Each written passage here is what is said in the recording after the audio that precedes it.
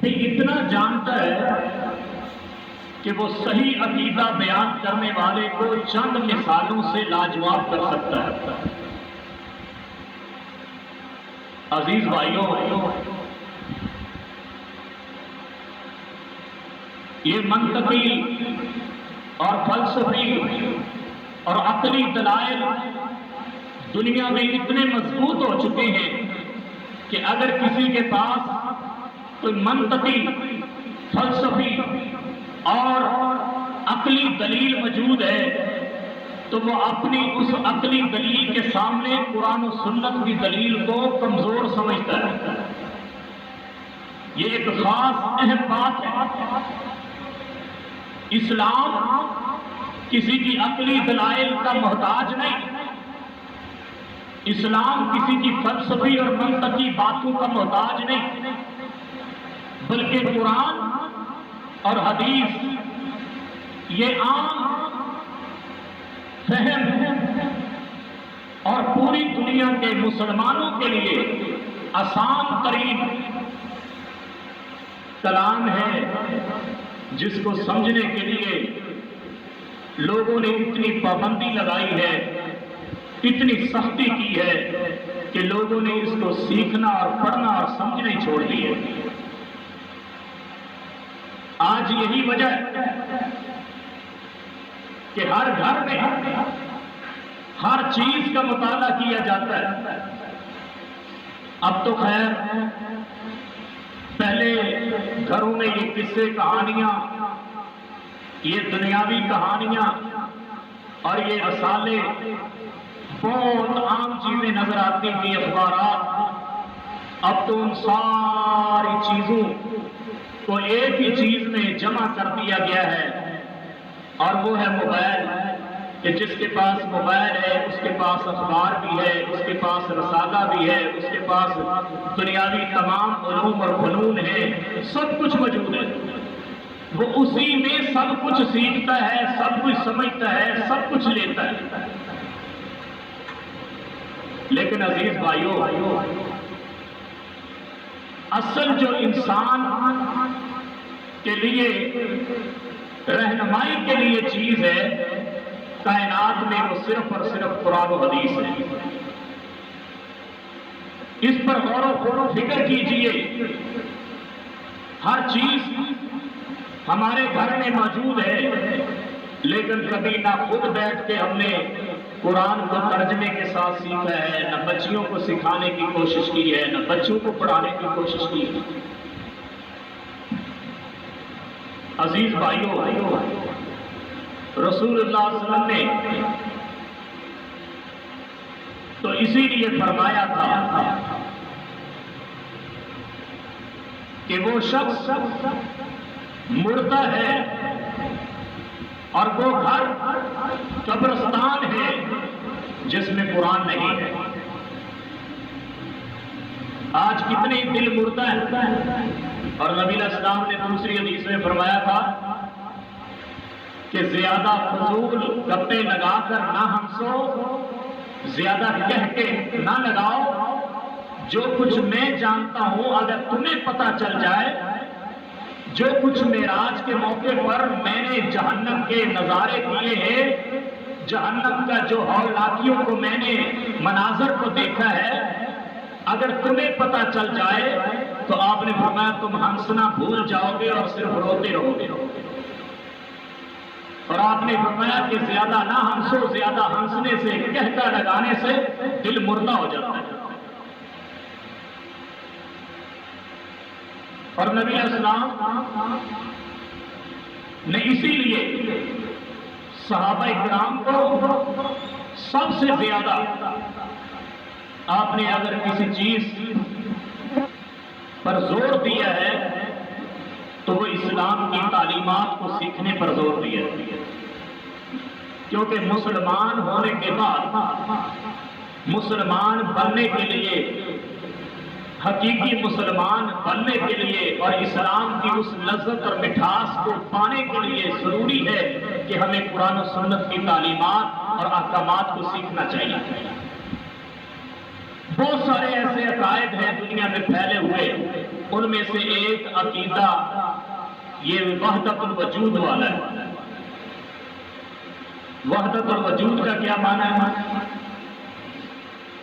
کہ اللہ کے وجود کو دنیا میں ہر چیز میں تقسیم کر دیا گیا ہے، یعنی کہ جو کچھ بھی آپ کو نظر آ رہا ہے یہ اللہ ہے، اور جو کچھ بھی نظر آ رہا ہے اس میں ہر طرف اللہ ہی نظر آتا ہے۔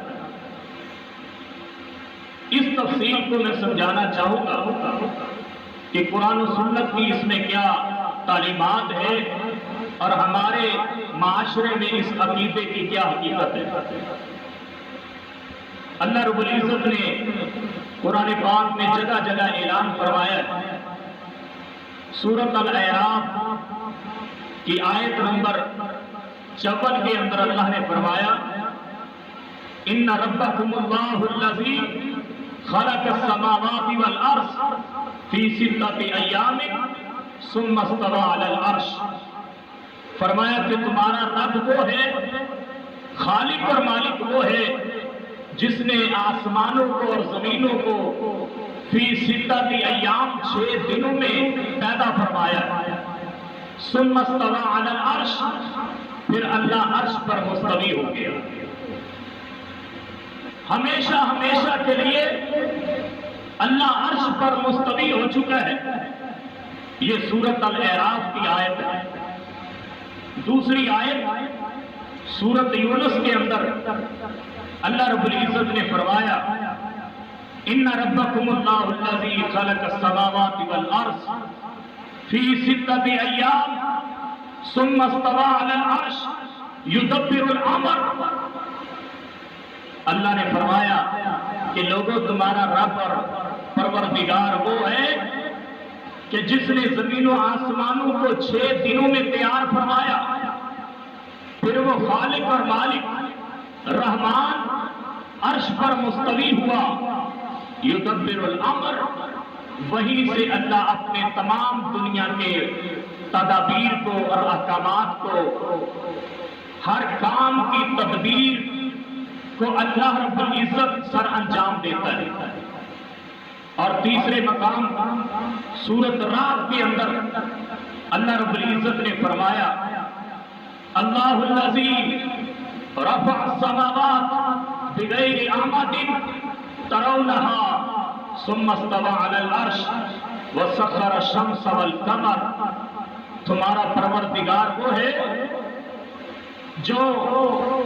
جس نے آسمانوں کو بلند بنایا بغیر عمد، بغیر کسی ستون کے، بغیر کسی سہارے کے اللہ نے آسمانوں کو قائم فرمایا ہے۔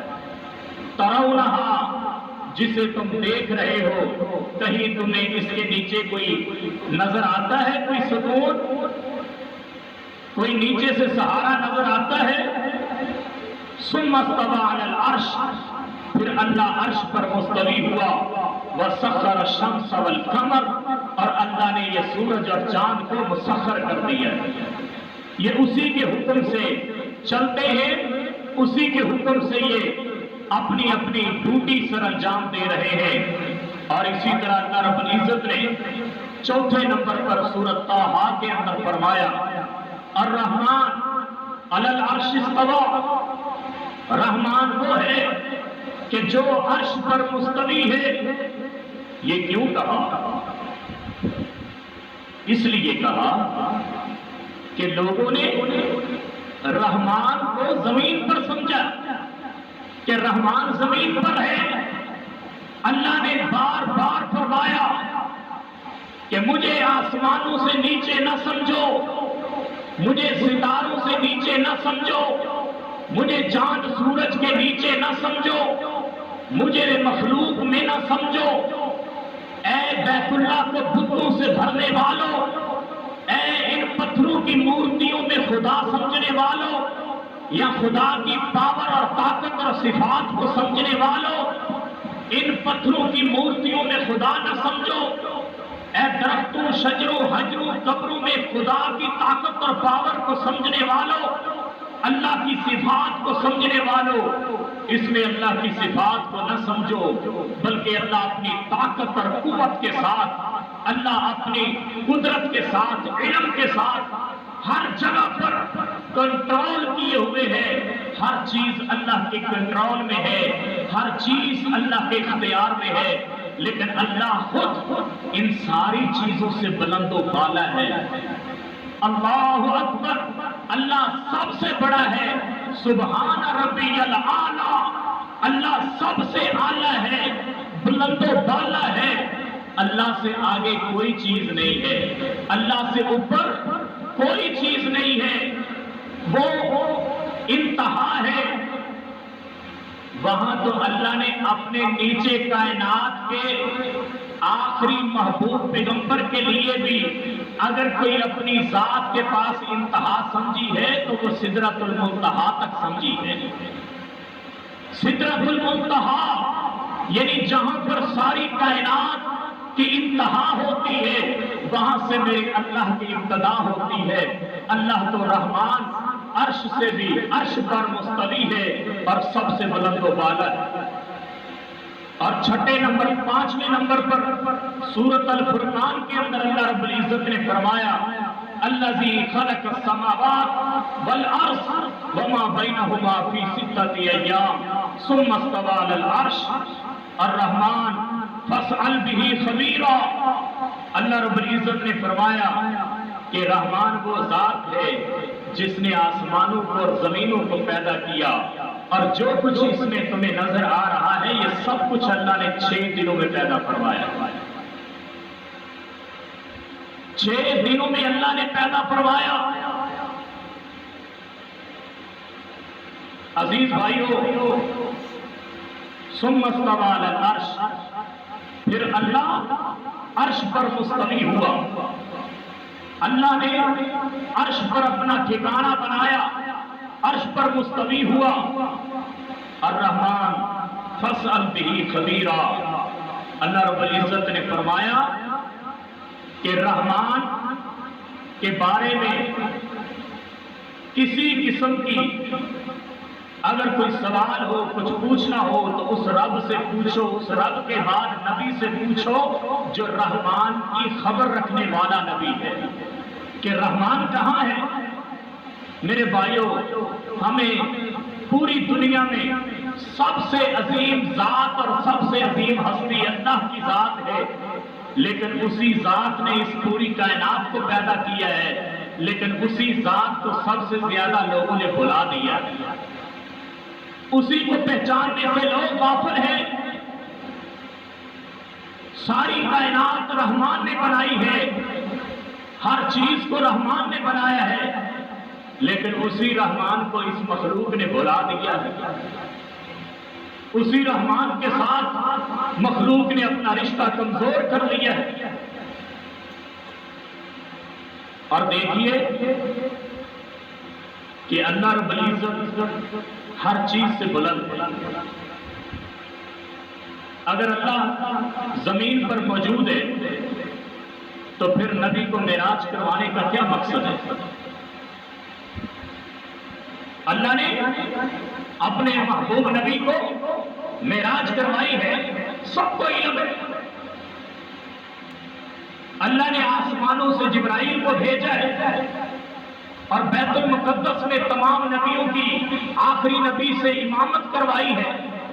پھر یہی بس نہیں، آسمانوں کی طرف گئے ہیں اور سدرۃ المنتہا تک، جہاں پر حضرت جبرائیل بھی فرماتے ہیں کہ اے اللہ کے رسول، اب میری بھی یہاں پر بس ہو چکی ہے۔ اب اللہ رب العزت نے نبی کو بلند فرما کر دنیا والوں کو بتا دیا کہ سب سے بلند و بالا میری ذات ہے، میری ذات کے بعد اگر سب سے بلند کائنات میں کسی کی ذات ہے تو وہ نبی کی ذات ہے۔ سب سے بلند اللہ، اللہ کے بعد سب سے بلند مقام نبی کا ہے، آخری محبوب نبی کا ہے۔ نبیوں کو مختلف طریقے سے معراج ہوئی، لیکن سب سے اعلیٰ معراج ہمارے نبی کو اللہ نے نصیب فرمائی۔ اور میرے بھائیوں، نبی علیہ السلام جب 50 نمازوں کا تحفہ لے کے نیچے آ رہے تھے تو حضرت موسیٰ علیہ السلام سے بار بار ملاقات ہو رہی تھی. حضرت موسیٰ علیہ السلام فرما رہے تھے کہ واپس جائیے، نمازوں کی کمی کروائیے. آپ واپس جاتے ہیں، 10 نمازیں کم ہو گئی، پھر بھیجا، واپس گئے، 10 نمازیں کم ہو گئی، پھر گئے، 10 نمازیں کم ہو گئی، حتیٰ کہ 5 نمازیں رہ گئی. اللہ نے یہ فرما دیا، اے میرے محبوب نبی، لکھی ہوئی تو 50 ہیں، لیکن آپ کے بار بار آنے کی وجہ سے میں نے آپ کی امت پر یہ شفقت کر دی ہے، مہربانی کر دی ہے، فضل اور کرم کر دیا ہے کہ اے محبوب نبی، تیری امت پڑھے گی 5 نمازیں، لیکن ان کے اجر اور ثواب میں ان کو 50 نمازوں کے پڑھنے کا ثواب عطا فرماؤں گا. حضرت موسیٰ علیہ السلام نے کہا کہ واپس جائیے، میری امت پر صرف 2 نمازیں فرض تھیں، اس میں بھی میری امت سست تھی، یہ 5 نمازیں نہیں پڑھیں گے. اللہ اکبر. نبی علیہ السلام نے فرمایا اب مجھے شرم آتی ہے، اب مجھے حیا آتا ہے کہ میں بار بار اپنے رب کے پاس جاؤں. اب تو رب نے یہ فرما دیا ہے کہ پڑھیں گے 5، ثواب 50 کا ملے گا، اب دوبارہ میں نہیں جاؤں گا. اگر اللہ موجود تھے وہاں پر بھی تو بار بار جانے کی کیا ضرورت تھی؟ معراج کا بھی انکار، نبی کے بار بار جانے کا بھی انکار. اور میرے بھائیوں، یہ بہت بڑا عقیدہ ہے کہ اللہ کہاں ہے. توحید کی بنیاد، توحید کا، ایمان کا پہلا دروازہ اگر کسی نے اس کو سمجھ لیا، سمجھ لو کہ وہ ایمان میں داخل ہو چکا ہے، توحید میں داخل ہو چکا ہے. پہلا توحید اور ایمان کا دروازہ کیا ہے؟ این اللہ، اللہ کہاں ہے. اس عقیدے کو صحیح بنا لو. یہ عقیدہ دنیا میں بہت ہی زیادہ کمزور ہو چکا ہے، بہت ہی زیادہ کمزور ہو چکا ہے. اور اللہ رب العزت نے 7ویں 6 نمبر پر فرمایا سورہ سجدہ کے اندر، اللہ الذی خلق السماوات والارض وما بینہما فی 6 ایام ثم استوى علی العرش ما لکم من دونہ من ولی ولا شفیع. اللہ نے فرمایا کہ رب وہ ذات ہے جس نے زمین و آسمان کو بنایا، اور جو کچھ بھی اس میں نظام تمہیں نظر آ رہا ہے یہ اللہ نے 6 دنوں میں بنایا. 6 دنوں میں کیسے بنایا؟ حدیث کے اندر موجود ہے کہ ہفتے والے دن اللہ نے آسمان کو بنایا، اتوار والے دن اللہ نے زمین کو بنایا، پیر والے دن اللہ نے پہاڑوں کو بنایا، اور منگل والے دن اللہ نے پوری دنیا میں جتنی بھی ناپسندیدہ چیزیں تھیں نا ان کو بنایا. اور بدھ والے دن اللہ نے جتنے بھی یہ درخت ہیں زمین پر سرسبزہ اس کو پیدا کیا. اور جمعرات والے دن اللہ نے جتنے بھی یہ جانور ہیں، جتنی بھی مخلوق ہے، سب کو پیدا کیا. لیکن جمعے والے دن اللہ نے اگر کسی مخلوق کو پیدا کیا ہے جو سارے دنوں کا سردار ہے تو اس میں اللہ نے حضرت انسان کو پیدا کیا. حضرت آدم علیہ السلام کو جمعے والے دن اللہ نے پیدا کیا. باقی جتنے بھی جانور اور مخلوق ان کو جمعرات والے دن بنایا. اور بدھ والے دن یہ سارے درختوں کو، سرسبزوں کو، پھول اور پھلدار پودوں کو بنایا. منگل والے دن ساری ناپسندیدہ چیزوں کو اللہ نے پیدا کیا. میرے بھائیوں، یہ اللہ رب العزت نے سب کچھ بنانے کے بعد آسمانوں پر عرش قائم کیا. سب سے پہلے اللہ نے عرش کو بنایا، عرش پر اپنا ٹھکانہ بنایا، عرش پر اللہ مستوی ہوا. اور میرے بھائیوں، اللہ ہر جگہ پر موجود نہیں ہے. یہ عقیدہ صرف اور صرف ہندوؤں کا عقیدہ ہے، یہودیوں کا عقیدہ ہے، سکھوں کا عقیدہ ہے، مشرکوں کا عقیدہ ہے. اسی لیے تو وہ ہر مخلوق میں خدا سمجھتے ہیں. کبھی وہ گائے کو خدا مانتے ہیں، کبھی چوہوں کو خدا مانتے ہیں، کبھی بندروں کی پوجا کرتے ہیں، کبھی کسی چیز کی پوجا کرتے ہیں, کبھی کسی چیز کی پوجا کرتے ہیں. ان سے پوچھئے یہ کیا تماشا ہے؟ وہ کہتے ہیں ہر جگہ پر خدا موجود ہے. وہاں سے یہ عقیدہ صوفیوں میں منتقل ہوا, صوفیوں سے منتقل یہ قوالیوں میں منتقل ہوا, قوالیوں سے یہ ایسا دنیا میں پھیلا کہ مسلمانوں میں بھی راج کر گیا. میرے بھائیوں, بخاری شریف کی حدیث ہے, مختلف واقعات ہیں. ایک واقعہ سنا دیتا ہوں. بخاری شریف کے اندر موجود ہے کہ ایک صحابی نے اپنی لونڈی کو تھپڑ مار دیا. اب تھپڑ مارنے کے بعد وہ نبی علیہ السلام کے پاس حاضر ہوئے اور کہنے لگے کہ اللہ کے رسول, میں نے اپنی لونڈی کو تھپڑ رسید کیا ہے, اب اس کا کیا کفارہ ہے؟ آپ نے فرمایا کہ اس کا کفارہ یہ ہے کہ تم اس کو آزاد کر دے. اب اس کو آزاد کرنا ہی اس کا کفارہ ہے, اس کو آزاد کر دے. نبی علیہ السلام کو صحابی نے کہا کہ میں اس کو آزاد کر دیتا ہوں, لیکن آپ نے ساتھ ہی فرمایا کہ کیا یہ مومنہ ہے, اس کو میرے پاس لاؤ, اس کو بلاؤ. صحابی نے بلایا اپنی لونڈی کو اور نبی علیہ السلام نے اس سے پہلا سوال کیا کہ این اللہ, اللہ کہاں ہے؟ اس نے جواب دیا فاشارت الی السماء, آسمانوں کی طرف اشارہ کیا کہ اللہ آسمانوں پر ہے. پھر پوچھا کہ من آنا, میں کون ہوں؟ فرمایا کہ وہ لونڈی نے کہا انت رسول اللہ, آپ اللہ کے رسول ہیں. آپ نے صحابی سے فرمایا جاؤ اس کو آزاد کر دو, یہ مومنہ ہے اور مسلمان. یہ معاویہ بن حکم سلمی کو یہ حکم ہوا اور آپ نے اپنے صحابی کو حکم دیا. یہ بیان کرتے ہیں کہ اللہ کے رسول نے اس سوال کے بعد اس کے مومن ہونے کی گواہی دی, مومنہ ہونے کی گواہی دی اور کہا اس کو آزاد کر دو. یہ صحیح مسلم شریف کے اندر موجود ہے, کتاب الایمان کے اندر یہ حدیث موجود ہے اور یہ صحیح ترین حدیث ہے. میرے بھائیوں, اس لیے یہ ایمان کی پہلی نشانی ہے کہ انسان کو پتا ہو. آپ بچوں سے سوال کرتے ہیں کہ اللہ کہاں ہے, وہ اشارہ آسمانوں کی طرف کرتے ہیں. اور صوفی لوگوں نے کہا نہیں, ہر دل میں اللہ ہے, ہر جگہ اللہ ہے, ہر جگہ پر اللہ موجود ہے. اللہ ایک طاقت اور پاور کا نام ہے. میرے بھائیوں, ایسا نہیں ہے, بلکہ قرآن میں اللہ کی ذات کا تذکرہ موجود ہے کہ اللہ رب العزت نے کہا اللہ ذات ہے, وہ سمیع بھی ہے, وہ بصیر بھی ہے, اللہ کے ہاتھ بھی ہیں, اللہ کی انگلیاں بھی ہیں, اللہ کے پاؤں بھی ہیں, اللہ کی پتلیاں بھی ہیں, اللہ بولتا بھی ہے, اللہ دیکھتا بھی ہے, اللہ سنتا بھی ہے. میرے بھائیوں, اللہ بولتا بھی ہے, اللہ کی کلام ہمارے اندر موجود ہے. یہ سارا کا سارا نظام اللہ کے وجود کے پورے کا پورا حوالہ قرآن و سنت میں موجود ہے, لیکن اس کے بارے میں مثال نہیں دی جا سکتی کہ اللہ رب العزت کی مثال کیا ہے. لیس کمثلہ شیء, کہ اللہ کی مثال کوئی نہیں, وہ بے مثل اور بے مثال ہے.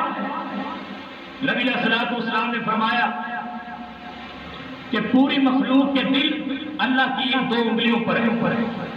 یہ حدیث کے الفاظ اور اللہ نے قرآن میں فرمایا. اللہ فرماتے ہیں کہ اے شیطان, تو نے اس حضرت انسان کو سجدہ نہیں کیا, آدم علیہ السلام کو سجدہ نہیں کیا جس کو میں نے اپنے ہاتھوں سے بنایا. حدیث میں آتا ہے کہ پورا وجود آدم کا فرشتوں نے تیار کیا, لیکن جب چہرے کی باری آئی تو اللہ رب العزت نے چہرے کو اپنے ہاتھ سے بنایا. چہرے پر اللہ کا ہاتھ ہے, اسی لیے تو نبی علیہ السلام نے فرمایا کہ تمہاری اگر بیوی بھی ہو جس پر تمہارا کنٹرول ہے, حق ہے, اپنی بیوی کو بھی تم نے چہرے پر نہیں مارنا. اور اسی لیے تو لعنت کرنا بھی منع ہے. میرے بھائیوں, یہ چہرہ اللہ نے بنایا ہے, یہ چہرہ اللہ رب العزت نے بنایا اپنے ہاتھوں سے.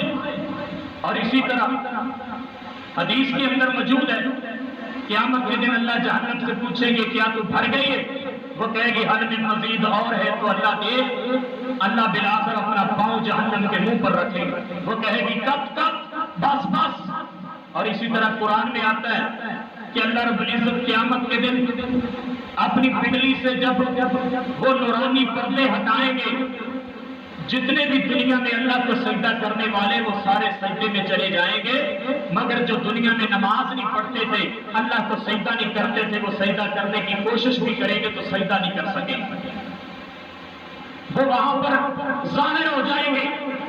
اور اسی طرح حدیث میں آتا ہے کہ نبی علیہ السلام نے فرمایا قیامت کے دن اللہ آسمانوں کو ایک ہاتھ میں دائیں میں پکڑے گا، قرآن میں بھی آیت ہے اللہ یہ سارے آسمانوں کو دائیں ہاتھ میں پکڑے گا، زمینوں کو بائیں ہاتھ میں اللہ پکڑے گا، اور اللہ رب العزت وہاں پر جھنجھوڑ کر فرمائیں گے این الجبارون، دنیا کے وہ جابر کہاں ہے؟ دنیا کے وہ فرعون بننے والے، شداد بننے والے، دنیا کے وہ قارون بننے والے، وہ دنیا کے بڑے بڑے خود کو خدا سمجھنے والے کہاں ہیں؟ این الملکون، دنیا کو اپنا سمجھنے والے کہاں ہیں؟ اللہ پوچھیں گے اور پھر کوئی جواب نہیں آئے گا، اللہ خود ہی فرمائیں گے انا الجبار، میں ہی جبار ہوں، میں ہی قہار ہوں، میں ہی مالک الملک ذو الجلال والاکرام ہوں، میں ہی مالک الملک ہوں، ساری بادشاہیوں کا میں مالک ہوں، ساری حکمرانیاں میری ہیں، زمین و آسمان میرے ہیں، ساری مخلوق میری ہے۔ میرے بھائیوں، اللہ یہ زمین و آسمانوں کو اپنے ہاتھوں میں لے لے گا، اور اسی طرح اللہ رب العزت نے بہت ساری مثالیں موجود ہیں جس میں قرآن و سنت میں رہنمائی موجود ہے کہ اللہ کی ذات عرش پر ہے، اور حدیث میں آتا ہے، بخاری کی حدیث ہے کہ روزانہ آخری رات کے حصے میں اللہ اپنی شان کے ساتھ، اللہ اپنی قدرت کے ساتھ اتنا قریب دنیا کے آ جاتا ہے کہ آسمان دنیا کے قریب آ کر اللہ اپنی پوری زمین پر اپنی مخلوق کو، اپنے بندوں کو اعلان کرتا ہے، آفر دیتا ہے کوئی مجھ سے گناہگار معافی مانگنے والا میں اس کو معاف کر دوں، ہے کوئی مجھ سے رزق مانگنے والا میں اس کو رزق دوں، ہے کہ مجھ سے شفا مانگنے والا میں اس کو شفا دے دوں۔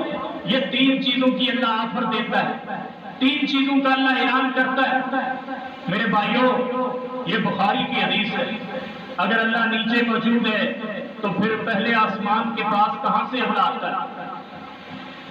معراج کروانے کا مقصد، اور حضرت عیسیٰ علیہ السلام کا ذکر مسلمان جانتے ہیں کہ حضرت عیسیٰ علیہ السلام کو اللہ نے آسمانوں پر زندہ اٹھایا ہے، اور وہ دجال کے مقابلے میں زمین پر آئیں گے، امام مہدی کے دور میں آئیں گے، حضرت عیسیٰ علیہ السلام دنیا میں واپس آئیں گے، یہ مسلمانوں کا عقیدہ ہے، احادیث کے اندر موجود ہے، قرآن میں یہ واقعہ موجود ہے کہ یہودیوں نے قتل کرنا چاہا حضرت عیسیٰ کو اور پیچھا کیا، جو حضرت عیسیٰ علیہ السلام کا چوکی دار تھا نا، اس نے یہ منافقت کی، اس نے یہ چغلی کی کہ میری جب ڈیوٹی لگے گی نا پہرے کی، میں تمہیں اطلاع دوں گا کہ حضرت عیسیٰ اندر موجود ہے، تم اس دن آ جانا اور حضرت عیسیٰ کو قتل کر دینا۔ یہ صحیح حدیث میں واقعات موجود ہیں، بخاری مسلم کے اندر تفصیل موجود ہے۔ جب اس کی باری آئی، اس نے وہ سارے کے سارے قتل کرنے کے لیے آئے، اس نے کہا کہ حضرت عیسیٰ اندر موجود ہیں، ان کو پکڑو اور قتل کر دو۔ اللہ اکبر، اللہ رب العزت نے فرمایا کہ ہم نے حضرت عیسیٰ علیہ السلام کو زندہ آسمانوں کی طرف اٹھایا تھا۔ اللہ جب چاہے، جس کو چاہے، جیسے چاہے اللہ اٹھاتا ہے۔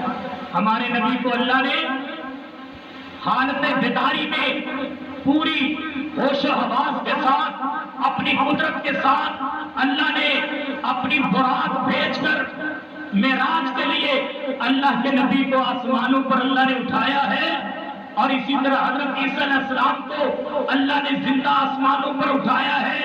وہ اپنی 30 سالہ کی عمر میں ابھی تک اسی عمر میں موجود ہے. اس سے عمر نہ کم ہوئی ہے نہ بڑھی ہے، بلکہ جب وہ واپس آئیں گے تو 30 سال کی عمر لے کر آئیں گے. صدیاں گزر گئی لیکن حضرت عیسیٰ علیہ السلام کی عمر وہی ہے. اللہ نے یہ مناظر دکھائے ہیں ولیوں کے ذریعے. اصحاب کہف کون تھے؟ ولی تھے نا. ان کو اللہ نے 309 سال کے قریب اللہ نے غار میں سلائے رکھا. ان کی کروٹوں کو بھی اللہ بدلتا تھا. اللہ رب العزت نے سورج کو حکم دیا کہ غار میں ان پر دھوپ نہیں آنی چاہیے، میرے ولی سوئے ہوئے. اور حضرت عزیر نبی کو اللہ نے 100 سال تک سلایا. ان کو اللہ نے دوبارہ جب 100 سال کے بعد زندہ کیا، اللہ نے پوچھا کتنی دیر ٹھہرے ہو؟ اصحاب کہف والوں نے بھی بحث کی تھی کہ ہم تھوڑی دیر ٹھہرے. میرے بھائیو، یہ اللہ قادر قدیر ہے، اللہ قدرتوں والا ہے. 309 سال سے لگ بھگ وہ ولیوں کو سلا کر اٹھائے تو وہ بھی اسی حالت میں. ان کے پاس تو وہ سکہ بھی موجود تھا جو اتنا پرانا تھا جس کے ذریعے وہ کھانا لینے گئے تھے. اور عزیر نبی کو 100 سال کے بعد اٹھایا اور پھر اس کے گدھے کو، اس نبی کے گدھے کو اللہ نے ان کی آنکھوں کے سامنے پیدا کیا، بنایا. اور کھانا بھی بسیدہ نہیں ہوا، کھانا بھی اسی طرح بنا دیا. اللہ قادر قدیر ہے. نبی کو معراج پر اللہ نے بلایا اور اتنا لمبا سفر راتوں رات معراج کروایا. یہ اللہ قادر قدیر ہے. اور جب واپسی پر مکے والوں نے شک کیا نا، اور انہوں نے سوال کیا یہ کیسے ہو سکتا ہے کہ 1 مہینے کا زمینی سفر ہے اور نبی کہہ رہے میں آسمانوں کی سیر بھی راتوں رات کر کے آ گیا ہوں. انہوں نے پوچھا بیت المقدس کی کھڑکیاں کتنی ہیں، دروازے کتنے؟ اب مجھے کوئی یہاں سے پوچھے کہ اس کی کھڑکیاں کتنی، میں نے تو 6 مہینوں میں کھڑکیاں نہیں گنی، مجھے کیا پتا کھڑکیاں کتنی ہیں. اب انہوں نے یہ الٹا سوال کیا کہ بیت المقدس کو آپ راتوں رات وہاں پر نبیوں کی امامت کروا کر آئے ہیں، بیت المقدس کو دیکھ کر آئے ہیں، وہ تو ہم جانتے ہیں، آسمان کے بارے میں ہم نہیں پوچھتے، لیکن یہ بتائیے بیت المقدس کے اندر کتنے دروازے کتنی کھڑکیاں ہیں؟ نشانیاں پوچھی. نبی علیہ السلام پریشان ہو گئے، اللہ میں وہاں پر کھڑکیاں تو گننے نہیں گیا تھا. اللہ نے فرمایا میرے محبوب نبی گھبرائیے مت. وما ينطق عن الهوى ان هو الا وحی یوحی. میرا نبی اس وقت تک بولتا نہیں ہے جب تک اللہ کی وحی نہیں آ جاتی. اللہ نے زمین کے سارے پردوں کو پیچھے ہٹا دیا اور بیت المقدس کو نبی کی آنکھوں کے سامنے اللہ نے کر دیا. لو کھڑکیاں گنتے جاؤ، ان کو سارے مکہ کو بتاتے جاؤ. اللہ اکبر. اللہ نے 3 نبیوں کو آسمانوں پر زندہ اٹھایا. حضرت عیسیٰ علیہ السلام کو، حضرت ادریس علیہ السلام کو، حضرت الیاس علیہ السلام کو اللہ نے ان 3 نبیوں کو زندہ آسمانوں پر اٹھایا. میرے بھائیوں، اللہ رب العزت کہاں رہتا ہے؟ وہ عرش پر مستوی ہے، وہ عرش پر موجود ہے.